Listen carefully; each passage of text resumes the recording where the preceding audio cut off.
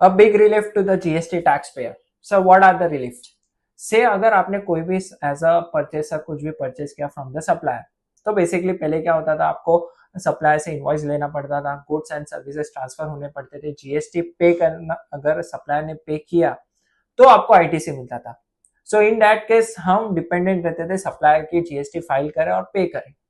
But Allahabad high court ने क्या judgement दिया है पर्टिकुलर ऑनेस्ट टैक्स पेयर के सामने, से इन दैट केस में क्या था, RT infotech, basically RT Infotech ने एक पर्टिकुलर ऐसा genuine bye honest tax payer है, उन्होंने से goods and services purchase avail की थी, जीएसटी पे कर दिया था, बट सप्लायर ने जीएसटी रिटर्न फाइल नहीं किया और जीएसटी पेड नहीं किया। तो वो बोल रहे कि एज ऑफ नाउ मैं क्यों भुगतू, मुझे आईटीसी तो मिलना चाहिए क्योंकि मैंने ऑलरेडी सप्लायर को दे दिया।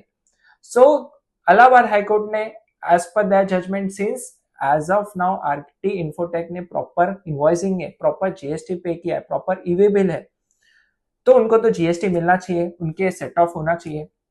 तो बेसिकली ये लैंडमार्क जजमेंट है कि अगर आपने ऐसा honest tax pay honest purchaser हो आप, और आपके supplier irrespective not paying the GST, not filing the GST returns, तो आप जीएसटी अवेल कर सकते हो based on this case law.